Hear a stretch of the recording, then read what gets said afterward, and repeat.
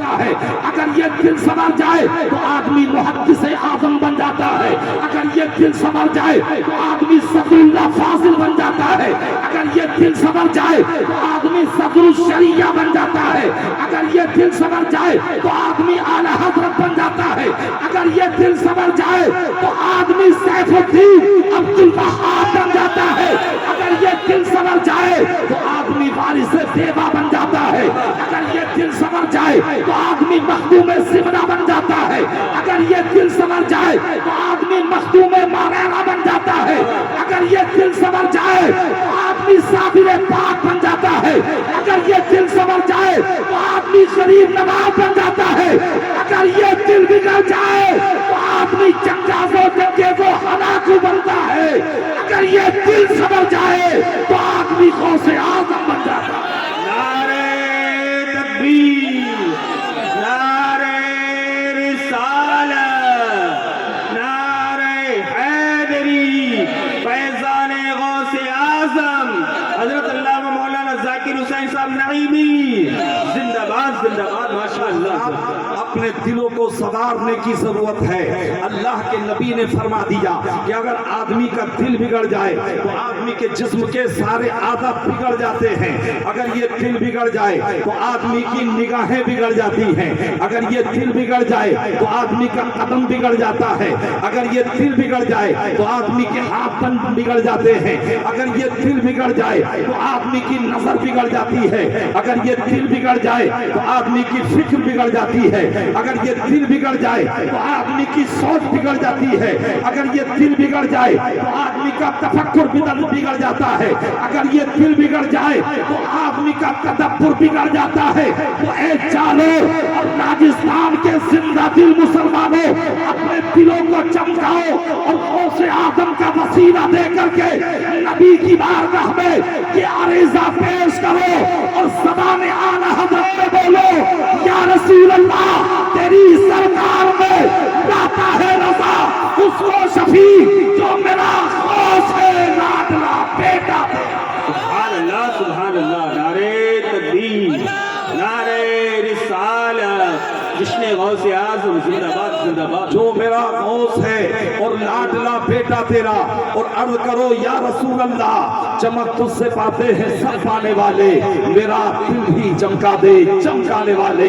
حضرات آج کی یہ محفل سرکار غوث اعظم سے مناسبت رکھتی ہے. اور آج کا لنگر بھی جو آپ نے بڑے مزے سے کھایا ہے، بڑے چسکے لے کر کے کھایا ہے، یہ بھی غوث اعظم سے مناسبت رکھتا ہے.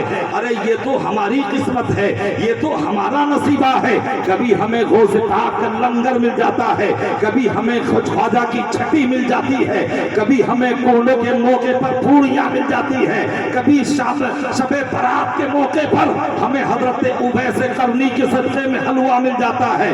سنی تو سال بھر کھاتے رہتے ہیں، مگر وہ آپ اشارے میں سمجھیے. عربی کا ایک مقولہ ہے للعاقل اشارۃ الکافہ، کہ عقل مند کے لیے اشارہ ہی کافی ہوتا ہے.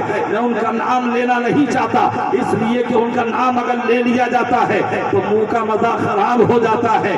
صاحب خانہ نے بڑی خدمت کی ہے، بڑی مدارت کی ہے، بڑی خاطر کی ہے، اور مزہ منہ کا بنا دیا ہے. تو یہ منہ کا مزہ کیوں بگاڑا جائے؟ لہذا حضرات گرامی، بڑے خوش نصیب ہو تم، بڑے سعادت مند ہو تم جو غوث اعظم کا لنگر بھی کھلاتے ہو اور غوث اعظم سے محبت کر کے آپ غوث اعظم کی محفل بھی سجاتے ہو. یاد رکھنا، جو جس سے محبت کرتا ہے اس کا حشر اسی کے ساتھ میں ہوگا. جو عبد الوہاب نقشی سے محبت کرتا ہے اس کا حشر اسی کے ساتھ میں ہوگا. جو اشرف علی تھانوی سے محبت کرتا ہے اس کا حشر اسی کے ساتھ میں ہوگا. جو باطل لوگوں سے محبت کرتا ہے ان کا حشر انہی کے ساتھ میں ہوگا. مگر تم غوث اعظم سے محبت کرتے ہو، تمہارا حشر غوث اعظم کے ساتھ میں ہوگا. تم غریب نواز سے محبت کرتے ہو، تمہارا حشر غریب نواز کے ساتھ میں ہوگا. اور تم سید سیف الدین عبد الوہاب سے محبت کرتے ہو، تمہارا حشر ان کے ساتھ. سبحان اللہ سبحان اللہ. زندہ باد. سرکار فرماتے ہیں المرء مع من احبا کہ جو جس سے محبت کرتا ہے اس کا حشر اسی کے ساتھ میں ہوتا ہے اور اسی کے ساتھ میں ہوگا۔ حضرات گرامی سرکار غوث اعظم رضی اللہ تعالی عنہ کی یہ محفل ہے، ابھی سرکار غوث اعظم دنیا میں نہیں آئے ہیں، اسی ربیع الاخر سے پہلے، اسی ربیع الغوث سے پہلے ابھی ربیع الاول کا مہینہ گزرا ہے، اس میں آپ نے جھنڈے بھی لگائے تھے، اس میں آپ نے جلوس بھی نکالا تھا، اس میں آپ نے محبت کا اظہار بھی کیا تھا۔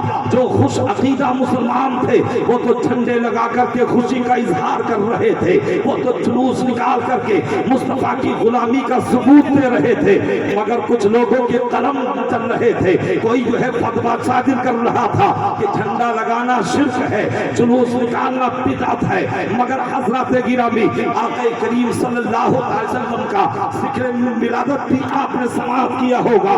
مصطفیٰ جان رحمت ابھی تشریف نہیں لائے رہے ہیں کہ سابق انبیاء کرام مصطفیٰ کی آمد کی بشارت دے رہے ہیں، حضرت ابراہیم بشارت دے رہے ہیں کہ امام الانبیاء تشریف لائیں گے، حضرت اسماعیل بشارت دے رہے ہیں کہ امام الانبیاء تشریف لائیں گے، حضرت موسیٰ بشارت دے رہے ہیں کہ امام الانبیاء تشریف لائیں گے، حضرت عیسیٰ تو پکار اٹھے وَمُبَشِّرًا بِرَسُولٍ يَأْتِي مِن بَعْدِهِ اسْمُهُ أَحْمَدُ کہ میرے بعد جو پیغمبر آئیں گے، نبی آخر الزماں آئیں گے، ان کا نام احمد ہوگا۔ تو سرکار کی آمد سے پہلے، سرکار کی جلوہ گری سے پہلے، سرکار کے تشریف لانے سے پہلے، سرکار کے قدم رنجہ فرمانے سے پہلے مصطفیٰ کی آمد کی بشارت دی جا رہی ہے۔ تو مصطفیٰ جان رحمت کی آمد کی بشارت انبیاء کرام نے دی، نانا کی آمد کی بشارت انبیاء کرام دے رہے تھے، مگر نواسے کی آمد کی خوشخبری اولیاء کاملین دے رہے تھے۔ حضرت حسن بصری کہتے ہیں کہ امام الاولیاء تشریف لانے والے ہیں، حضرت جنید بغدادی بشارت دے رہے ہیں کہ امام الاولیاء تشریف لانے والے ہیں۔ جس رات غوث آدم پیدا ہوئے تو آپ کے والد گرامی حضرت ابو صالح موسیٰ جنگی دوست فرماتے ہیں کہ آقا کریم اپنے صحابہ کے ساتھ اور اپنے اولیاء کے ساتھ میں تشریف لائے اور میری قسمت کو جگا کر کے فرمایا، اے ابو صالح موسیٰ جنگی دوست، ارے آج جو تمہارے یہاں بچہ پیدا ہوا ہے یہ کوئی عام بچہ نہیں ہے، یہ میرا بیٹا اور لاڈلا ہے، یہ میرا پیارا ہے، اور یہ سارے ولیوں کا سردار ہے، یہ سارے ابدالوں کا سردار۔ سبحان اللہ سبحان اللہ، نعرہ تکبیر، نعرہ رسالت، جشن غوث اعظم زندہ باد زندہ باد۔ اب سرکار غوث اعظم رضی اللہ تعالی عنہ پیدا ہوئے ہیں تو حضرات گرامی آپ یکم رمضان المبارک کو پیدا ہوئے ہیں، اور حضرات گرامی آپ کی والدہ حضرت فاطمہ ام الخیر فرماتی ہیں کان لا یرضی صدی فی نہر رمضان، یعنی میرا بیٹا رمضان المبارک میں دن میں کبھی دودھ نہیں پیتا تھا۔ سبحان اللہ، حضرات ابھی آپ ایک دن کے بچے ہیں مگر دن میں دودھ نوش نہیں کیا ہے۔ وہ لوگ مصطفیٰ کی زندگی سے سبق حاصل کریں کہ جنہیں اللہ نے جوانی دی ہے، طاقت دی ہے، فربہ بنایا ہے اور انہیں صحت یاب بنایا ہے، مگر وہ رمضان میں کھاتے ہیں دن میں، رمضان میں پیتے ہیں دن میں، اور رمضان المبارک کے مقدس دنوں کا وہ احترام بھی نہیں کرتے ہیں۔ مگر غوث اعظم کی زندگی کو دیکھو، میں نے سوال عرض کی، اے میرے آقا ابھی تو آپ مکلف بھی نہیں ہوئے ہیں، ابھی شریعت کے احکام آپ پر لاگو نہیں ہوئے ہیں، ابھی آپ پر جو ہے کوئی چیز واجب نہیں ہوئی ہے، مگر آپ روزہ کیوں رکھ رہے ہیں؟ تو غوث اعظم فرماتے ہیں کہ جو لوگ مجھ سے محبت کرنے والے ہوں گے میں انہیں یہ دعوت دینا چاہتا ہوں کہ جو میرا سچا غلام ہوگا وہ میری طرز پر اپنی زندگی کو گزارے گا اور روزہ بھی رکھے گا اور وہ نماز کی پابندی بھی کرے گا۔ سبحان اللہ، سے بولیے سبحان اللہ۔ سبحان اللہ۔ اب سرکار غوث اعظم رضی اللہ تعالی عنہ پیدا ہو گئے۔ آؤ پوچھتے ہیں آپ کی والدہ حضرت فاطمہ ام الخیر سے، اے فاطمہ آپ بتائیے جب آپ کے بیٹے عبد القادر نے بولنا شروع کیا تھا تو کون سی بولی ان کی زبان سے نکلی تھی؟ آج ہمارے ہاں بھی بچے پیدا ہوتے ہیں اور فصل آپ کے دیتا میں بھی بڑی اچھی لگ رہی ہے، ماشاءاللہ بچوں کی بڑی اچھی پیداوار ہے، اللہ اس फसल में खूब बरकत अता फरमाए। तो आज जब हमारे बच्चे बोलते हैं तो कोई अम्मी कह करके बोलता है, कोई पापा कह करके बोलता है, कोई आंटी या चाची कह करके बोलता है, कोई अंकल या भाई कह करके बोलता है। मगर आओ गौसे आदम की वालदा से पूछते हैं, ए फातिमा आप बताइए कि जब आपके बेटे ने बोलना शुरू किया था तो आपका बेटा क्या बोला था? तो आपकी वालदा फरमाती है कि जब मेरा बेटा बोला था तो सबसे पहले उसकी ज़बान से निकला था ला इलाहा इल्लल्लाह मुहम्मदुर रसूलुल्लाह। सुभान अल्लाह, नारे तकबीर, नारे रिसालत, शाने गौसे आज़म जिंदाबाद जिंदाबाद। गिरामी जब गौसे आदम बोलना शुरू कर रहे हैं तो कलिमा तैयबा का फिर्द कर रहे हैं, अल्लाह का नाम ले रहे हैं, अपने नाना जान का कलमा पढ़ रहे हैं। आखिरकार आप परवान चढ़ते चले गए और जब आपकी उम्र शरीफ वो उम्र आती है जबकि बच्चे के पढ़ने की इब्तिदा कराई जाती है, आपके घर वालों ने मकतब में भेजा। अब गौसे आज़म रज़ियल्लाहु ताला अन्हु जब अपने शेख गिरामी के पास में पहुंचे, उन्होंने पढ़ाया, बेटा पढ़ो औज़ु बिल्लाहि मिनश शैतानिर रजीम बिस्मिल्लाहिर रहमानिर रहीम। आपने पीछे पीछे पढ़ा, आपने औज़ु बिल्लाह भी पढ़ा, आपने बिस्मिल्लाह को भी पढ़ा। और जब उस्ताद ने पढ़ कहा कि ए बेटा पढ़ो अल्हम्दुलिल्लाहि रब्बिल आलमीन, अब गौसे आदम पढ़ते चले जाते हैं।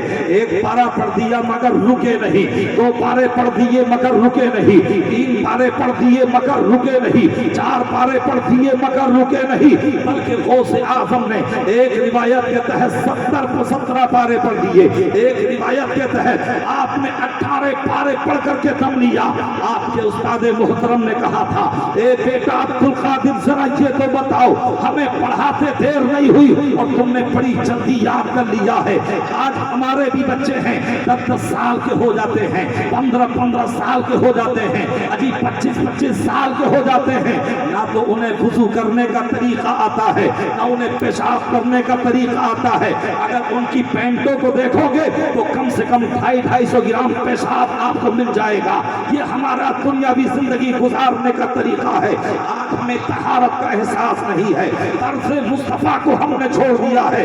मगर गौसे आदम जब पढ़ रहे हैं तो 18 पारे आपने पढ़ दिए हैं। आपके शेख गिरामी ने कहा था, ए बेटा अब्दुल कादिर जरा ये बता दो कि तुमने 18 पारे कहाँ से याद कर लिए हैं? तो आपने जवाब दिया था, ए उस्ताद गिरामी, जब मैं अपनी माँ के शिकम में था, वतन में था, तो मैं अपनी माँ की ज़बानी कुरान पाक की तिलावत सुना करता था।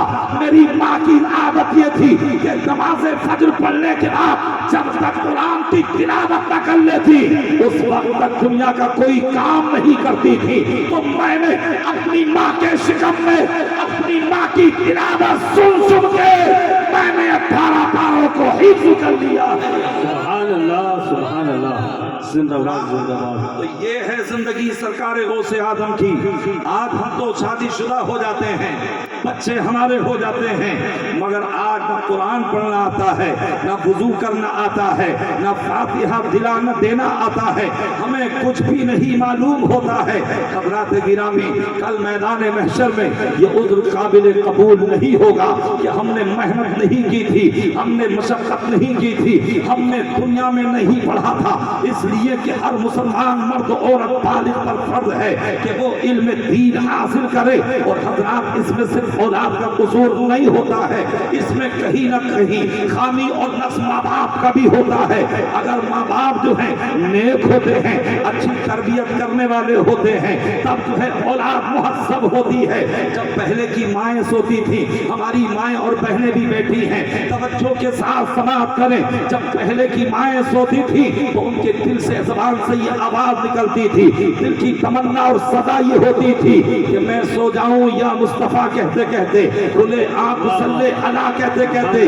मगर आज की माँ कहती है मैं सो जाऊं फेसबुक चलाते चलाते, खुले आँख मेरी व्हाट्सएप चलाते चलाते। तो मुझे जरा ये बताओ, अगर माँ का ये जज्बा हो, अगर माँ की ये तमन्ना हो, तो तवक्को मत रखना कि तुम्हारा बच्चा नेक बनेगा, तुम्हारा बच्चा साले बनेगा, तुम्हारा बच्चा दीनदार बनेगा। नहीं नहीं, बल्कि चंद जुमलों में सुन लो, अगर माँ उम्मुल खैर होती है तो बेटा गौसे आजम होता है।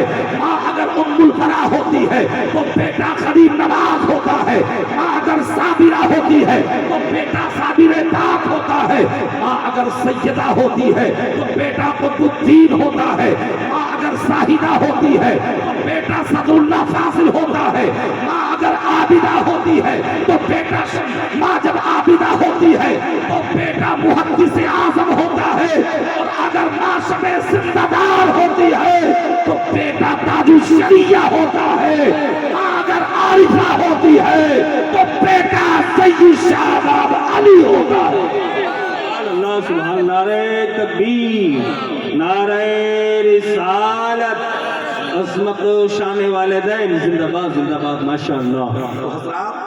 जरूरी है कि हम गौसे आदम की सीरत को अपनी निगाहों में रखें, गौसे आदम की जिंदगी को हम अपनी पेशे नजर रखें, हम खुद भी आपकी सीरत को अपनाएं और अपने बच्चों को भी हम गौसे आदम की सीरत पर चलने की तलकीन करें, ताकीद करें, इसलिए कि फलाह ज़फ़र और फौज़ो फलाह जो है वो अपने बुजुर्गों के तरीके पर चलने में है।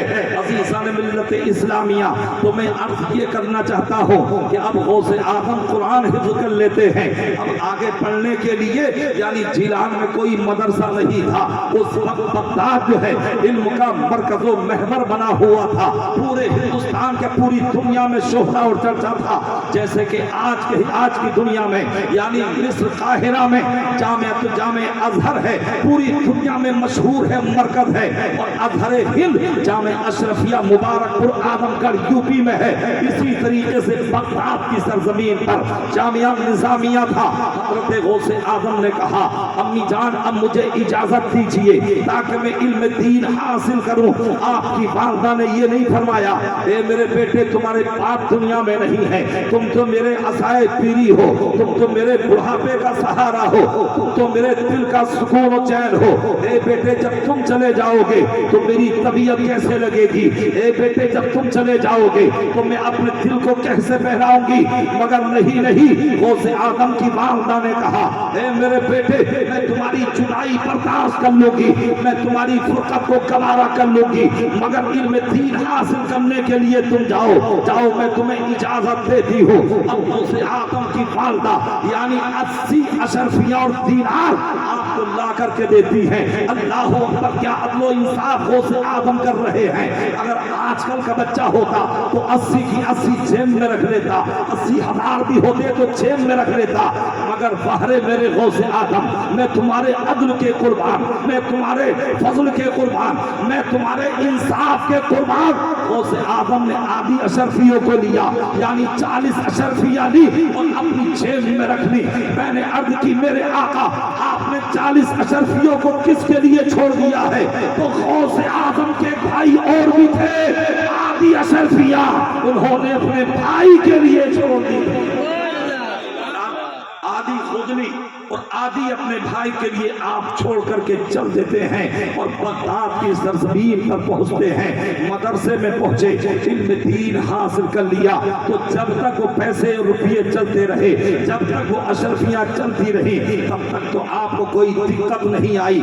मगर मुअर्रिखीन लिखते हैं कि 5 साल तक गौसे आज़म रज़ियल्लाहु ताला अन्हु ने यानी बड़ी मशक्क़तें बर्दाश्त की हैं, बड़ी सऊबतों को बर्दाश्त किया है, बड़े गमों को झेला है। आज मदरसे में जब पढ़ाया जाता है तो पढ़ने वाले बड़े नाज नखरे दिखाते हैं, नाश्ता भी अच्छा मिलना चाहिए, खाना भी अच्छा मिलना चाहिए और मिलता है, मगर गौसे आज़म फरमाते हैं कि मैं दरियाए दजला पर जाता था और वहाँ किसान लोग अपनी सब्जियों को धोते थे और जो पत्ते गिर जाते थे या गली सड़ी समझ करके फेंक देते थे, मैं 5 साल तक उन्हें खाता रहा, मैं दरख्त के पत्तों को खाता रहा, मगर इल्म दीन हासिल करने में मैंने कोई कोताही नहीं बरती है। आखिरकार 8 साल पढ़ने के बाद जब आप मुकम्मल फासिल हो जाते हैं, मुकम्मल आलिम हो जाते हैं, मुकम्मल मुफ्ती हो जाते हैं, अब आपको जो है यानी दस्तारे फजीलत से नवाजा जाता है, मुकद्दस दस्तार से नवाजा जाता है। हज़रात गिरामी को गौसे आज़म रज़ियल्लाहु ताला अन्हु 25 साल तक जो है यानी इराक के बयाबानों में आप मुजाहिदे पे मुजाहिदा करते रहे, इबादत पे इबादत کرتے رہے, ریاست پہ ریاست کرتے رہے. آخر جا جب حضرت ابو سعید مخزومی کے ہاتھ میں ہاتھ دیا ہے تو آپ کے پیر و مرشد نے فرمایا تھا, اے بیٹا عبد القادر, تم صرف مجاہدے کے لیے پیدا نہیں کیے گئے ہو, تمہیں تو پرچم اسلام کو بھی بلند کرنا ہے, تمہیں درس حدیث بھی دینا ہے, درس فلسفہ بھی دینا ہے, تمہیں درس قرآن بھی دینا ہے. اب آپ مدرسے میں سبحان اللہ شروع کر دیتے ہیں.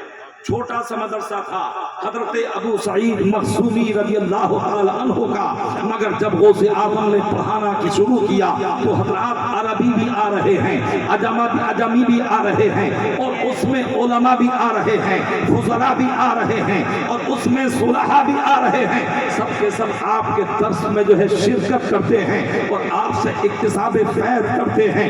عزیزان ملت اسلامیہ, آپ درس و تدریس اور تعلیم و تعلم کا جو ہے آپ سلسلہ کو جاری کیے ہوئے ہیں, مگر ابتدا میں غوث اعظم آپ باز نہیں کیا کہا کرتے تھے, آپ خطاب نہیں فرمایا کرتے تھے, آپ تقریر نہیں فرمایا کرتے تھے.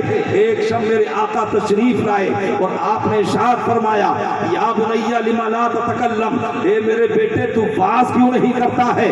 عرض کیا, انا رجل اعجمی کیف اتکلم علی فصحاء العرب, عجمی ہوتے ہوئے فصحاء عرب کے سامنے کیسے زبان کھولو؟ تو سرکار تو عالم صلی اللہ تعالی وسلم نے ارشاد فرمایا, قال لی افتح فاک ففتحتہ, اے بیٹا عبد القادر تم اپنے منہ کو کھولو. غوث اعظم فرماتے ہیں میں نے اپنے منہ کو کھولا تو میں سرکار غوث اعظم کے منہ میں اللہ کے نبی نے 7 مرتبہ اپنے لعاب نبوت کو عطا فرمایا اور پھر ارشاد فرمایا, ادعو الی سبیل ربک بالحکمت والموعظۃ الحسنہ, اے بیٹا حکمت اور بہترین نصیحت کے ساتھ اب تم لوگوں کو خدا کے راستے کی طرف دعوت دو. میرے آقا یہ بشارت دے کر کے چلے گئے. پھر حضرت علی تشریف لائے, پھر وہی سوال کیا, اے بیٹا تو باز کیوں نہیں کرتا ہے؟ آپ نے وہی جواب دے دیا. انہوں نے بھی کہا اپنے منہ کو کھولو. غوث اعظم نے منہ کو کھولا تو آپ نے 6 مرتبہ اپنے لعاب ولایت کو ڈالا. تو غوث اعظم نے کہا تھا, اے میرے جد امجد, اے حضرت علی یہ بتائیے کہ جب سرکار نے 7 مرتبہ لعاب نبوت عطا فرمایا تھا تو آپ نے 7 مرتبہ کیوں نہیں عطا فرمایا؟ تو حضرت علی نے کہا تھا, وہ امام ہے میں ان کا غلام ہوں, وہ داتا ہے میں منگتا ہوں, وہ اعلیٰ ہے اور میں ادنا ہوں. میرے آقا مجھ سے بڑے ہیں اور میں مصطفیٰ کا ادب کرتا ہوں. ادب مصطفیٰ کی وجہ سے میں نے 6 مرتبہ لعاب نبوت ڈالا ہے.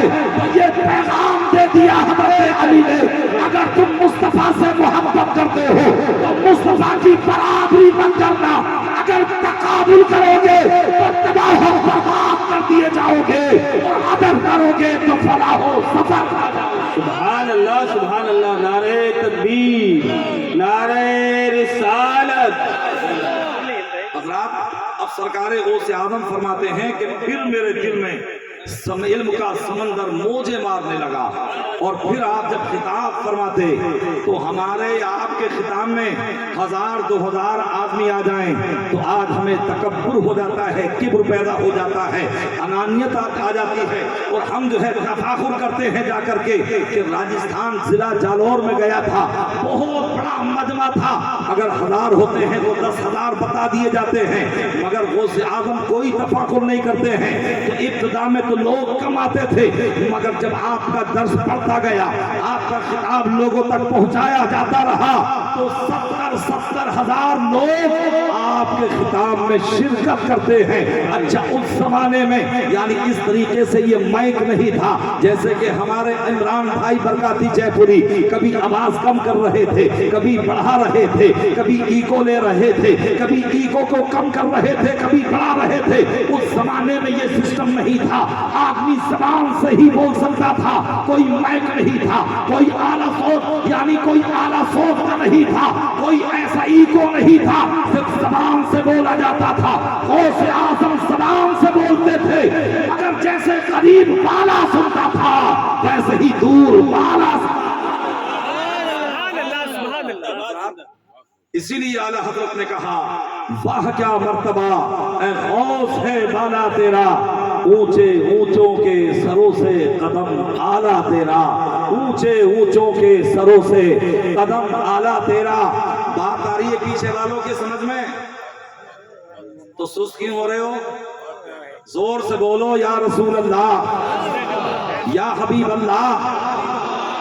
یہ مت سوچیے کہ صاحب بھائی سردی کا موسم تو ہے ہی، اور یہاں تو پھر بھی یو پی سے بہت کم ٹھنڈ ہے، ورنہ یو پی میں تو لحاف کے بغیر کام چل ہی نہیں رہا ہے حضرات گرامی، مگر آپ تو صرف شرٹ میں یا کرتے میں بیٹھے ہوئے ہیں، تو لہذا یہ شرٹ ہو یا نہ ہو، لیکن ایمان کی جو گرمی ہے، غوث اعظم کی محبت کی جو گرمی ہے، اعلیٰ حضرت کی محبت کی جو گرمی ہے، وہ ہمیں کبھی تھکنے نہیں دیتی ہے، وہ کبھی ہمیں جو ہے دبنے نہیں دیتی ہے۔ تو سرکار غوث اعظم رضی اللہ تعالی عنہ جب خطاب فرمانے لگے تو حضرات گرامی بہت سارے لوگ تو آپ کے خطاب میں انتقال بھی کر جاتے تھے، تو حضرات کئی جنازے اٹھائے جاتے تھے، اور کچھ لوگوں پر ایسی فسدانی کیفیت طاری ہو جاتی کہ لوگ اپنے کپڑوں کو پھاڑ لیتے تھے۔ تو سرکار غوث اعظم رضی اللہ تعالی عنہ کل بھی مدد کرتے تھے، آج بھی مدد کرتے ہیں، اور صبح قیامت تک مدد کرتے رہیں گے۔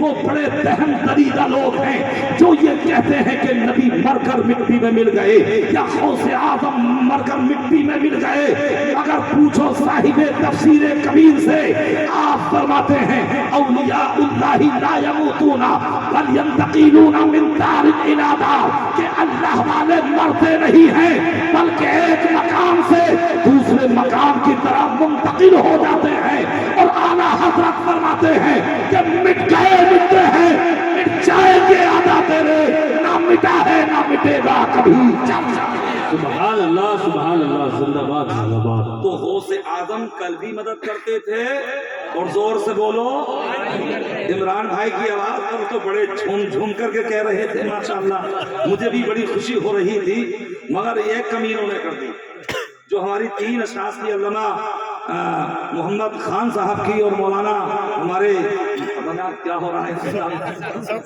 شوکت علی صاحب، جبکہ ان سے ہماری شوکت وابستہ ہے، حضرت سے ہماری شوکت وابستہ ہے، اور یہی نام پتہ نہیں ذہن پہ کیوں نہیں آ رہا ہے۔ تو ہم نے ان سے فرمائش کی تھی راستے میں جب آ رہے تھے، اور ہمارے صدر صاحب لا رہے تھے اپنی کار میں، تو ہم نے ان سے کہا تھا کہ آپ جو ہے وہ بنگالی زبان میں نعت شریف ضرور پڑھ دینا۔ اب تذکرہ کہاں سے چھڑا؟ یہ ساؤتھ افریقہ متعدد مرتبہ جا چکے ہیں، اور پھر جنوری میں جا رہے ہیں، انہوں نے ٹکٹ بھی دکھایا، اور ایک مولانا سخاوت حسین کلکتوی ہیں وہ بھی جا رہے ہیں۔ جب ہم نے ان کی زبان سے سنا یعنی بنگالی زبان میں، بنگلہ دیشی زبان میں، تو پھر بہت زیادہ مزہ آ رہا تھا، مگر یہاں انہوں نے جو ہے ہماری حق تلفی کی ہے۔ ہم نے ایک شعر کے لیے نہیں بلکہ ایک کلام کے لیے کہا تھا، چلیے آئندہ آپ انہیں کبھی بلائیں گے تو آپ کی یہ فرمائش کو ضرور پورا کریں گے۔ محبت سے بولو سبحان اللہ۔ آج ہمارا حریف کہتا ہے کہ نبی یا ولی کوئی مدد نہیں کرتے، اور یہ واقعہ بڑا مشہور ہے کہ غریب نواز کی بارگاہ کا کہ ایک آدمی یعنی مانگ رہا تھا کہ خواجہ مجھے دے دے، خواجہ مجھے دے دے، تو کسی بدعقیدہ نے کہا ابے یہ خواجہ تجھے کیا دے سکتا ہے، لے، اس نے 10 روپے نکالے اور اس کے ہاتھ پر رکھ دیے، مگر وہ کسی دنیا دار کا دیوانہ نہیں بلکہ خواجہ کا دیوانہ تھا۔ کیا بدانی کیفیت کے ساتھ بولا باہرے میرے خواجہ تو بہت بڑا داتا ہے، تو نے دلوایا بھی تو اس سے دلوایا جو تیرے دینے ہی کا منکر ہے۔ اللہ اکبر۔ تو میرے خواجہ کی بارگاہ سے آج بھی ملتا ہے، کل بھی ملتا تھا، اور صبح قیامت تک ملتا رہے گا۔ حضرت اورنگزیب عالمگیر کا زمانہ آپ جب دیکھیں گے تو آپ کو پتا چلے گا۔ ایک مرتبہ حضرت اورنگزیب عالمگیر آئے، اور جب بارگاہ خواجہ میں پہنچے تو دیکھا اندھوں کی لائن لگی ہوئی ہے، یعنی اندھے ہیں بہت سارے اور لائن سے کھڑے ہیں۔ حضرت اورنگزیب عالمگیر نے کہا اے نابینا لوگو، اے آنکھوں سے معذور لوگوں، ذرا یہ بتاؤ تم کس لیے یہاں آئے ہو؟ کہا ہم خواجہ سے آنکھیں مانگنے کے لیے آئے ہیں کہ اے خواجہ ہمیں آنکھیں عطا کر دے، ہمارے لیے دعا کر دے۔ تو حضرات آپ نے فرمایا کتنا وقت ہو گیا؟ کہا حضور بہت وقت ہو گیا۔ गया, कई महीने गुजर गए तो हजरत औरंगजेब आलमगीर ने कहा था कि देखो मैं तुम्हें थोड़ी सी मोहलत दे रहा हूँ, मैं मज़ार करने के लिए जा रहा हूँ, मैं ख्वाजा की बारगाह में खिराजे मोहब्बत पेश करने के लिए जा रहा हूँ, और जितनी देर मुझे आने में लगेगी अगर तुम्हारी आंखों में नूर पैदा नहीं हुआ और तुम्हारी आंखों में रोशनी पैदा नहीं हुई तो मैं तुम्हारी गर्दनों को उड़ा दूंगा, मैं तुम्हारा कत्ल करा दूंगा। अब ये कहकर के बादशाह अंदर चला गया और सारे अंधे आपस में कहने लगे अब फिर गिरा करके ख्वाजा से दुआ मांगो, अब फिर के साथ में दुआ मांगो, अगर आंखों में नूर नहीं आया तो बादशाह हमें कत्ल करा देगा, हमारी गर्दनों को मरवा देगा। अब सारे अंधे हाथ जोड़ करके ख्वाजा की बारगाह में ये अरीज़ा पेश कर रहे थे, ये मेरे ख्वाजा बड़े जलाली बादशाह से पाला पड़ गया है, हमें आंखें अता कर दीजिए। दिल के साथ में उन्होंने दुआ की थी, मेरे ख्वाजा ने कबूल किया, अल्लाह की बारगाह में दुआ की, रब ने कबूल फरमाया और उन अंधों को आंखें अता फरमा दी। सुभान अल्लाह, सुभान अल्लाह। आज भी मिलता है मगर मांगने का ढंग चाहिए, मांगने का सलीका चाहिए। एक वाकया यहाँ आपके सामने जो है, एक वाकया आपके सामने पेश करता हूँ। वो लोग जो इस अकीदा तो रखते हैं और हजरत शाह वलीउल्लाह मुहद्दिस देहलवी को तो मानते हैं, अहले हदीस भी मानते हैं, देवबंदी भी मानते हैं, और हम तो बदरजाए अदम मानते हैं। अल्लाहु अकबर। मगर जब आदमी किसी को माने तो उनकी ज़ात को भी माने, उनकी सिफात को भी माने, उनकी तस्नीफात को भी माने और उनकी तारीफात को भी माने। ये बदअकीदा लोग हज़रत शाह वलीउल्लाह मुहद्दिस देहलवी को तो मानते हैं मगर उनकी तस्नीफात को नहीं मानते हैं। अल्लाहु अकबर। हज़रत शाह वलीउल्लाह मुहद्दिस देहलवी एक वाक़या अपनी किताब अनफासुल आरिफीन में नक़ल फरमाते हैं, आप तहरीर फरमाते हैं कि मेरे वालिद गिरामी हज़रत शाह अब्दुल रहीम अकबराबाद में मिर्ज़ा ज़ाहिद की दरसगाह में पढ़ते थे। गुर्बत का आलम था, तंगदस्ती का आलम था, उस वक्त की जिंदगी गुजर रही थी, इतने पैसे भी नहीं थे जो कि किताबें मोल ले लेते, खरीद लेते, मगर जहन पर बड़ा एतमाद था, जहन पर बड़ा भरोसा था। जब अपने उस्ताद की दरसगाह में जो सुनते हैं वो आपको एक ही मर्तबा में याद हो जाता है। आप पढ़ते हैं सबक और रास्ते में पढ़ते चले आते हैं और आपको वो सबक याद हो जाता है। एक मर्तबा हजरत शेख सादी की किताब का सबक मिर्जा मोहम्मद साहिब की दरसगाह में पढ़ रहे थे। हजरात ऊपर से पढ़ते पढ़ते जब नीचे आए तो हजरात मक्ते का जो आखिरी मिसरा था, मिसराए सानी था, वो आपके जहन से भूल जहन से निकल गया और आपने उसे फरामोश कर दिया। अब आप पढ़ रहे हैं कि सादी बशुए लौहे दिल अब नक्श गैर हक, ए सादी दिल की तख्ती से तुम बातिल नकूस को धो डाल। बार बार ये पढ़ रहे हैं मगर हजरात मक्ते का आखिरी मिसरा याद नहीं आ रहा है। और मिसरा जो होता है यानी मक्ता या शायर के कलाम का जो मक्ता होता है वो उसके कलाम की जान हुआ करता है। अल्लाहु अकबर। अब हजरत शाह अब्दुल रहीम बार बार पढ़ रहे हैं मगर आपको मिसरा सानी याद नहीं आ रहा है। आखिरकार आप फरमाते हैं कि एक बुजुर्ग आए जिनका बिल्कुल यानी सफेद लिबास था और जिनका चेहरा बहुत ज्यादा नूरानी था। वो मेरे पास में आए और आने के बाद में कहा, ए बेटा पढ़ो, तुम क्या पढ़ रहे थे? तो हजरत शाह अब्दुल रहीम फिर वही पढ़ते हैं कि सादी बशुए लौह दिल अब नक्श गैर हक, ए सादी दिल की तख्ती से बातिल नकूश को धो डाल। तो हजरात उन बुजुर्ग ने कहा, ए बेटे अगला मिसरा पढ़ो। कहा, हुजूर जो आगे आने वाला है वही तो भूल चुका हो, वही तो मुझे याद नहीं आ रहा है। तो हजरत शाह अब्दुल रहीम कहते हैं, हजरत आप चाहिए, ये तो तालीम और ताल्लुम का मामला है, ये तो दरसो तदरीस का मामला है, ये तो पढ़ने पढ़ाने की बात है, आप इसमें क्या मदद कर सकते हैं? मगर उन बुजुर्ग ने कहा था, ए बेटा शाह अब्दुल रहीम पढ़ो तो सही, हो सकता है मैं तुम्हारे काम में आ जाऊं, हो सकता है मैं तुम्हारी मदद कर दूं, हो सकता है मैं तुम्हारी इस्तिमदाद कर दूं। तो हजरत शाह अब्दुल रहीम फिर पढ़ते हैं, सादी बशुए लौह दिल अब नक्श गैर हक, ए सादी दिल की तख्ती से तो बातिल नकूस को धो डाल। तो उन बुजुर्ग ने कहा, इल्म की राहें बहक नानुमाया जहालत, वो इल्म जहालत है जो खुदा के रास्ते पर न ले जाए, वो इल्म जहालत है जो मुस्तफा का गुलाम न बनाए, जो वो इल्म जहालत है जो सहाबा का असीर न बनाए, वो इल्म जहालत है जो गौसे आजम के दर का पता बताए, वो इल्म जहालत है जो ख्वाजा की चौखट पर न ले जाए, वो इल्म जहालत है जो माँ बाप का अदब न सिखाए, वो इल्म जहालत है जो बच्चों की अच्छी तरबियत करने का दर्स न दे। अज़ीज़ान मिल्लत इस्लामिया, हज़रत शाह अब्दुल रहीम कहते हैं कि मेरे दिल को तसल्ली हो गई, मुझे तशफ़ी हो गई, और ये सबक बता करके वो बुजुर्ग जब जाने लगे तो उन्होंने मेरी मुंतहाए नजर पर अपना कदम रखा, तो मैंने सोचा अरे ये तो कोई बुजुर्ग की रूह थी जो मेरी मदद के लिए आई थी, जो मेरी इस्तिमदाद के लिए आई थी। तो हज़रत शाह अब्दुल रहीम कहते हैं, आवाज दे करके कहते हैं, ओ जाने वाले जरा अपना नाम तो बता, ओ जाने वाले जरा अपना पता तो बता, मैं तेरी बारगाह में नज़र नियाब पेश किया करूंगा, मैं तेरे लिए इसाले सलाम किया करूंगा। तो वो बुजुर्ग वापस पलट करके आए और आने के बाद में कहा, अरे जिस शेख सादी की किताब का तुम सबक पढ़ रहे थे, मैं वही शेख सादी हूँ जो अपनी किताब का सबक बताने के लिए। सुभान अल्लाह, सुभान अल्लाह। नारे तकबीर, नारे रिसालत, नारे हैदरी, जिश्न गौसे आज़म जिंदाबाद। तो अभी हजरत शेख सादी कहाँ से आए थे? मुल्क ईरान से आए थे, और विशाल किए हुए 500 साल का एक तवील अरसा गुजर चुका था। और हजरात जानते हो ये कौन है? हजरत शेख सादी ये शागिर्द हैं हजरत अब्दुल रहमान इब्ने जोशी के। और इब्ने जोशी कौन है? गुलाम है गौसे आजम के।